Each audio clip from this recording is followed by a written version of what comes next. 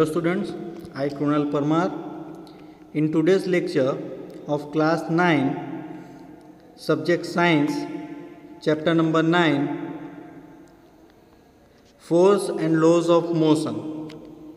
In this lecture number 4, we discuss about impulse of force, Newton's third law of motion and other thing related to this theory.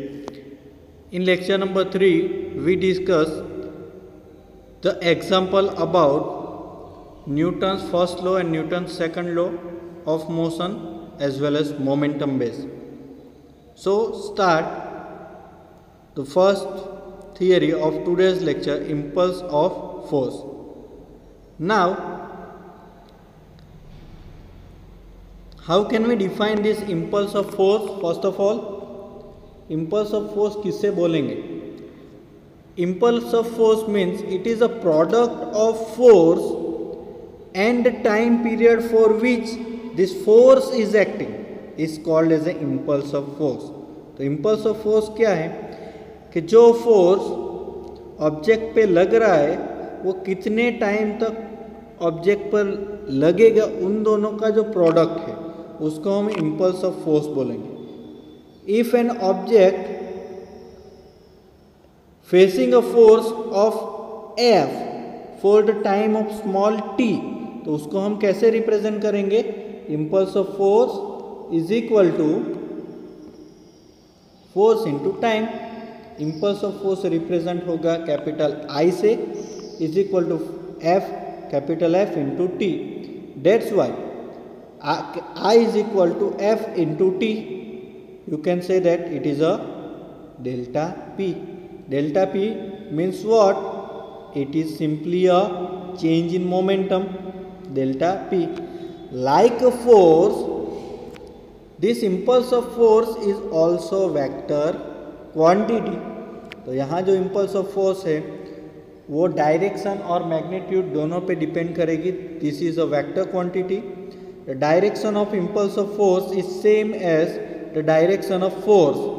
Unit of this impulse of force is kg meter per second, or you can say that it is a Newton into second. It is clear from the Newton's second law that force acting on a body depends on the change in momentum of the body and the time in which this change is take place. So let us understand this through an example. Impulse of force को समझने के लिए मैंने example लिया है कि catch पकड़ते time क्या कंडीशन होती है, before catch and after catch. While taking a catch, what is happen in before and what is happen and after. We know that a cricketer pulls his hand backward while catching the ball. When he does so, the momentum of ball is reduced slowly and time t required for this is increases. तो ball को catch करने के बाद वो अपने हाथ को पीछे की ओर या नीचे की ओर वो कैरी करेगा. उससे वो क्या होगा, जो मोमेंटम बॉल का है वो रिड्यूस होगा. कैसे? क्योंकि जो बॉल का जो मोमेंटम है उसको कैच करने के बाद हाथ पीछे करने से उसका जो टाइम होता है, टाइम टी, वो इंक्रीज होता है. टाइम टी इंक्रीज होने से जो उसका मोमेंटम है वो रिड्यूस होता है. एज पर capital F is equal to delta P by T. As delta T is increases, magnitude of force is decreases. जितना टाइम बढ़ेगा उतना अमाउंट ऑफ जो फोर्स लगेगा वो डिक्रीज होगा. मतलब कि कैच डायरेक्टली हम कैरी करेंगे और हाथ की कोई भी मूवमेंट नहीं करेंगे तो जो फोर्स, बॉल का जो फोर्स हाथ पे लगेगा वो ज़्यादा लगेगा, तो वो बॉल बहुत ज़ोर से हमारे हाथ पे लगेगी. और अगर हम कैच करते टाइम बॉल को कैरी करके हाथ पीछे ले जाएंगे, नीचे ले जाएंगे, तो उससे जो टाइम पीरियड मिलेगा वो इंक्रीज होगा। जितना टाइम पीरियड इंक्रीज होगा उतना जो फोर्स है वो डिक्रीज होगा। As a result the cricketer can catch the ball easily without any injury. वो डायरेक्टली अगर हाथ पीछे नहीं करेगा तो वो इंजरी होने के चांसेस है, लेकिन वो कैच कर, फिगर में आप देख सकते हो, कैच करने के बाद वो हाथ को नीचे की और ले जाएगा तो उससे उसका जो टाइम मिलेगा वो इंक्रीज होगा और जो फोर्स लगेगा एफ वो डिक्रीज हो जाएगा। सो इंजरी होने के चांसेस यहाँ पे नहीं होगा। A karate player in order to break a brick a hits is quickly, so in a short time there is a large change in momentum, and as per capital F is equal to delta P by T, as larger force act on a brick and it will break। तो जो karate player होता है वो large amount of जो force होता है, जो भी फोर्स लगेगा वो क्विकली लगाएगा। क्विकली लगाने से जो मोमेंटम है वो ज़्यादा मिलेगा और लार्ज अमाउंट ऑफ फोर्स वो ब्रिक पे अप्लाई होगा और वो जो ब्रिक होगी वो टूट जाएगी। उसके अपोजिट साइड अगर वो फोर्स लगाएगा लंबे समय तक, वो क्विक नहीं लगाएगा, देरी से लगाएगा, तो जो अमाउंट ऑफ फोर्स ब्रिक पे लगेगा वो कम हो जाएगा और वो ब्रिक टूटेगी नहीं। So this is the fundamental things regarding with the impulse of force. Now this impulse of force is useful in the Newton's third law of motion. Now this is a very interesting law. What is the statement of this Newton's third law of motion? The statement is like that to every action there is an equal and opposite reaction and they act on two different body। जितना action लगेगा उतना ही reaction produce होगा और जो action और जो reaction है वो दो डिफरेंट बॉडी पे मिलेगी। एक्शन के जितना ही अमाउंट का रिएक्शन मिलेगा हमको, लेकिन जो एक्शन रिएक्शन की डायरेक्शन है वो चेंज होगी और वो एक्शन रिएक्शन दो डिफरेंट बॉडी पे जनरेट होते हैं। This is the statement of Newton's third law. To prove that action and reaction are equal and opposite, we will take one example. Here in spring, यहाँ पे figure में दो spring लगाई है, okay. तो ये एग्जाम्पल के मीडियम से हम न्यूटन्स थर्ड लॉ अंडरस्टैंड करेंगे। तो क्या है, take two spring balance A and B connected together, fix a spring balance B to a rigid support. B यहाँ पे स्प्रिंग है, उसको एक रिजिड सपोर्ट मतलब फिक्स सपोर्ट के साथ कनेक्ट किए, फिगर में आप देख सकते हो। When a force is applied by pulling the free end of the spring balance A, मतलब बैलेंस ए का जो राइट हैंड का फ्री एंड है उसको हम क्या करेंगे, उस साइड से हम स्प्रिंग को पुल करेंगे। Pulling the free end of the spring balance A, both the spring balances show the same reading. तो हम जैसे ही पुल करेंगे तो दोनों स्प्रिंग पे सेम रीडिंग हमको मिलेगा। यहाँ पे रीडिंग है 100 newton 100 newton. This shows that the force exerted by spring balance A and B is equal but opposite in direction to the force exerted by spring balance B on a A. तो दोनों spring पे अगर हम यहाँ पे figure में देख सकते हो, स्प्रिंग ए पे जो फोर्स लगाएंगे, पुल करेंगे हाथ से, तो दोनों स्प्रिंग पे 1000 न्यूटन का फोर्स हमको इंडिकेट होगा। लेकिन 1000 न्यूटन का जो फोर्स है वो दोनों में, यहाँ पे आप देख सकते हो दोनों की जो डायरेक्शन है वो दोनों की डायरेक्शन यहाँ पे लेफ़्ट टू राइट है, यहाँ पे राइट टू लेफ्ट है, ओके। दोनों की जो डायरेक्शन है वो अपोजिट डायरेक्शन में होती है। The force exerted by the spring balance A on B is action. यहाँ पे क्या है, force exerted by spring balance A का जो बी पे जो फोर्स लगता है उसको हम क्या बोलेंगे, एक्शन बोलेंगे। और जो फोर्स बी ए पे लगाएंगे, जो स्प्रिंग फोर्स बी ए पे लग रहा है उसको हम बोलेंगे रिएक्शन। तो यहाँ पे जो फोर्स लग रहा है उसकी जो वैल्यू है वो इक्वल है, दोनों की डायरेक्शन अलग अलग है और जो दोनों फोर्स लग रहे हैं एक्शन एंड रिएक्शन वो डिफरेंट बॉडी पे लग रहे हैं। This is the Newton's third law of motion.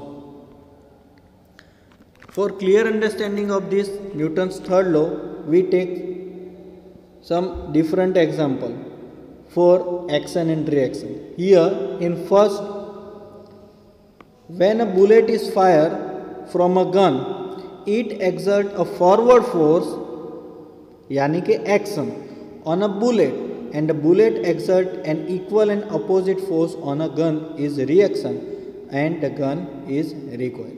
तो यहाँ पे एक गन में बुलेट रखी हुई है, हम फायर करते हैं तो जितना फोर्स बुलेट बुलेट पे फोर्स लगेगा तो वो फॉरवर्ड डायरेक्शन में मूव करेगी तो उसको हम एक्शन बोलेंगे, और जो बुलेट गन पे जो फोर्स लगाएगा उसके कारण आपने देखा होगा तो जो राइफल है जो गन है वो पीछे की ओर मूव करेगी, तो बुलेट जाएगी फॉरवर्ड डायरेक्शन में वो एक्शन कहलाएगा, और जो बुलेट गन पे फोर्स लगाएगी उसके कारण जो राइफल है या गन है वो पीछे की ओर मूव करेगी, वो रिएक्शन फोर्स है। तो यहाँ पे जितना एक्शन फोर्स है उतना ही रिएक्शन फोर्स मिलेगा, लेकिन दोनों की जो डायरेक्शन है वो अपोजिट डायरेक्शन में हमको मिलेगी। Second example, when a seller jump out of a boat, यहाँ पे फिगर में देखो, one seller is jump out from a boat, he exert a backward force of the boat,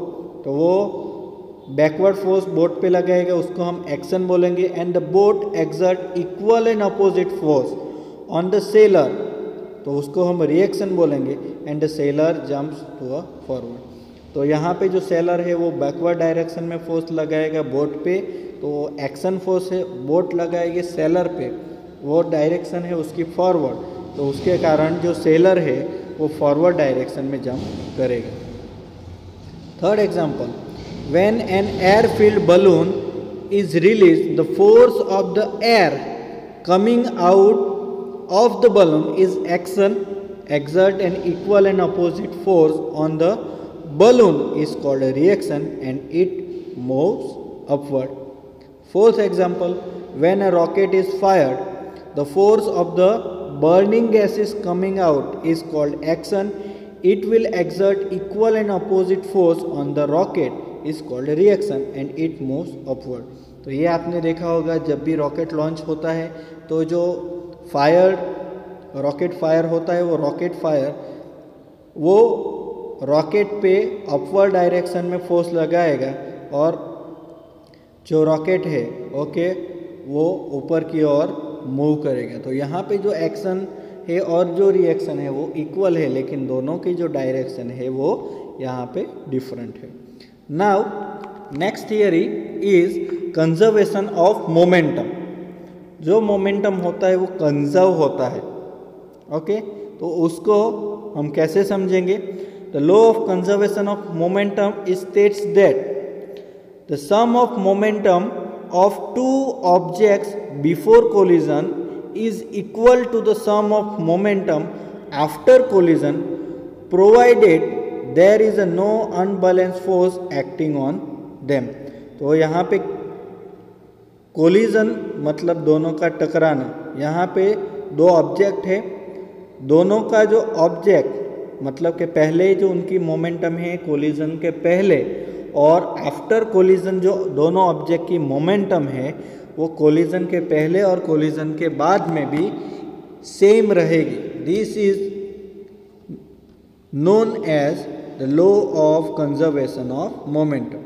this means that the total momentum of two object is unchange, मतलब जो momentum है वो change नहीं होगी, अनचेंज रहेगी, उसको ही हम बोलेंगे कंजर्वेशन बाय कोलिजन।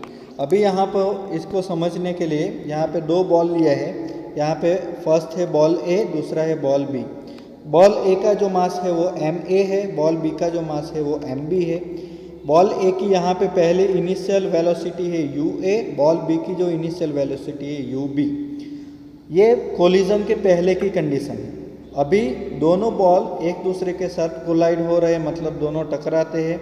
यहाँ पे बॉल ए बॉल बी को पे जो फोर्स लगाएगा वो ये डायरेक्शन में है, जो बॉल बी बॉल ए पे जो फोर्स लगाएगी वो इस डायरेक्शन में होगी। तो यहाँ पे क्या मेंशन किया है, ये direction F A B, the force of A acting on B, F A B the force of B acting on A is represent by F B A.